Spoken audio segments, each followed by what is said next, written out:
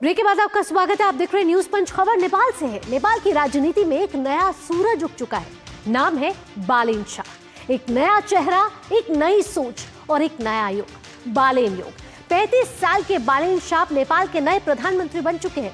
उन्होंने आज पद और गोपनीयता की शपथ ली है और ये सिर्फ शपथ ग्रहण नहीं था, ये एक सियासी क्रांति का ऐलान है, क्योंकि जेनजी के बीच सुपर पॉपुलर रहे हैं बालेन शाह। और अब नेपाल की सियासत में एक बड़ा बदलाव यहां देखने को मिल रहा है, क्योंकि नेपाल को अब उम्मीद है बालेन शाह से, क्योंकि बालेन शाह ने नेपाल की सियासत में एक बड़ा बदलाव किया है। बड़ी दिलचस्प बातें उनके साथ जुड़ी हैं। ये ग्राफिक्स के जरिए आपको बताते हैं कि किस तरीके से ये नेता, जिन्होंने 4 बार के प्रधानमंत्री केपी शर्मा ओली को उनके गढ़ में हराकर राजनीति के दिग्गजों को चौंका दिया और चुनौती दी, ये बालेन युग क्या है बताते हैं आपको ग्राफिक्स के जरिए। कौन है नेपाल का नया नायक बालेन? 35 साल के हैं ये बालेन शाह, जो बन चुके हैं नेपाल के नए प्रधानमंत्री। और साथ ही साथ राष्ट्रपति रामचंद्र पौडेल ने उनको शपथ दिलाई है आज पद और गोपनीयता की। आज साथ ही बताते हैं जो नए नायक हैं बालेन शाह, वो कैसे नेपाल में एक नया युग, एक नई क्रांति के तौर पर देखे जा रहे हैं, क्योंकि सबसे कम उम्र के प्रधानमंत्री बने हैं नेपाल के।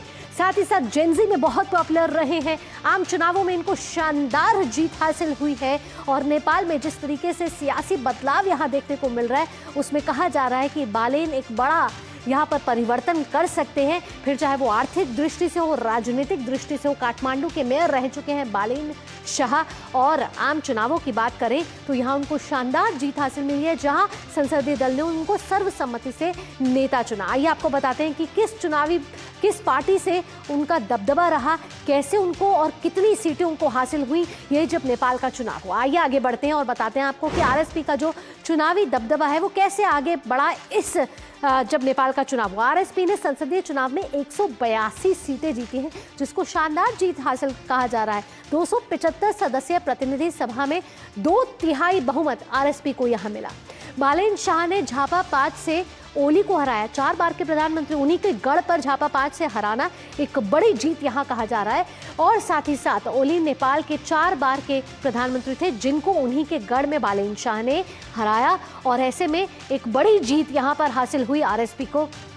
और चुनाव में दिग्गज नेताओं को यहाँ बड़ा नुकसान हुआ है। एक बड़ा परिवर्तन यहाँ देखने को मिलेगा नेपाल में, जब बालेन शाह अपने कार्यकाल की अब जो शुरुआत करने वाले हैं। हमारे साथ हमारी संवाददाता श्वेता भी जुड़ गए हैं ज़्यादा जानकारी के साथ। आइए उनसे जानते हैं बालेन शाह की यह राजनीतिक कहानी, जिसका नया सफर आज से शुरू हो गया है।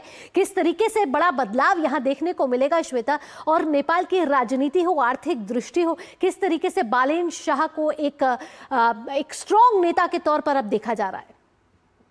भावना, देखिए, बालेन अभी राजनीति में नए हैं।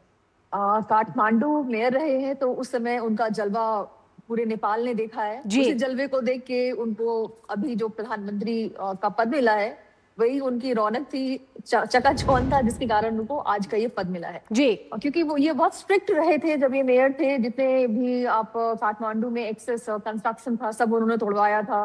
वेस्ट मैनेजमेंट मैनेज किया था बहुत अच्छे से। तो ये सारी चीजों को देख के जनता ने इनको चुना है। और आप देखें जिस तरह से जब जेनजी प्रोटेस्ट हुआ और बहुत नुकसान हुआ था नेपाल को, उस दौरान कहते हैं नेपाल लगभग 20-30 साल पीछे चला गया।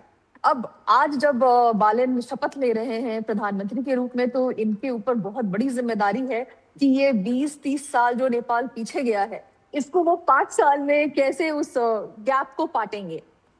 तो ये क्या चुनौतियां रहने वाली है बालेन शाह के पास?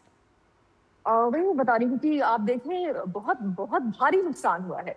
उस नुकसान को कंपनसेट कर पाना 5 साल में, जहां तक अभी लग रहा है, इनको भी बहुत दिक्कतें होंगी, क्योंकि ये 20-30 साल पहले पीछे नेपाल चला गया। अब उसको ढर्रे पे लाना इनकी बहुत बड़ी चुनौती होगी, क्योंकि आर्थिक नुकसान हुआ है और विदेशी निवेशकों का मनोबल बहुत बुरी तरह से टूटा था नेपाल में, कि आप इन्वेस्ट कर रहे हैं और अचानक कोई भी आपके घर में धमक करके उसको चकनाचूर कर देगा, आप कुछ नहीं कर सकते हैं। सरकार और साथ ही साथ श्वेता, क्या आरएसपी ने कोई अपना अगला 100 दिन या अगले 2 महीने 3 महीने का कोई रोड मैप तैयार किया है, कैसे नेपाल को फिर से खड़ा करना है? देखिए, एज सच फॉर्मली उन्होंने तो कोई रोड मैप पब्लिक में दिया नहीं है, but obviously they have come with a vision of good governance. और नेपाल में जो करप्शन बहुत इनग्रेन्ड था, डीप, उसको हटाने की बात कही गई है। और जो अभी नेता हैं, आप खुद नेताओं का लिस्ट जब देखेंगी तो स्वर्णिम वागले को छोड़ करके सारे एकदम नए चेहरे हैं, बिल्कुल नए चेहरे हैं, जिनमें फर्स्ट टाइम एक्सपीरियंस होने वाला है एज अ मंत्री, एज अ सांसद। तो ये सारे लोग अब कमान संभालेंगे, आई होप, क्योंकि ये लोग नए हैं तो इनके पास पुराना एक्सपीरियंस नहीं है, बट एक नई ऊर्जा के साथ ये आए हैं।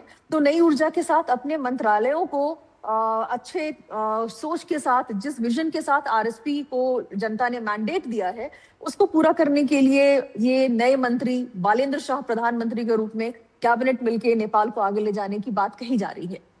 बिल्कुल, चलिए, बालेंद्र शाह से इस समय बहुत उम्मीदें हैं नेपाल को, नेपाल की जनता को। देखते हैं कि जब उनका कार्यकाल अब शुरू होगा, नए कैबिनेट मिनिस्टर्स हैं, नया पूरा मंत्रिमंडल है, ऊर्जा है और साथ ही साथ एक नई किरण भी नेपाल के पास है। देखते हैं बालेंद्र शाह का जो आगे का कार्यकाल है कैसा है और इन चुनौतियों को कैसे पार करेंगे बालेंद्र शाह। तमाम जानकारियों के साथ श्वेता, बहुत बहुत धन्यवाद।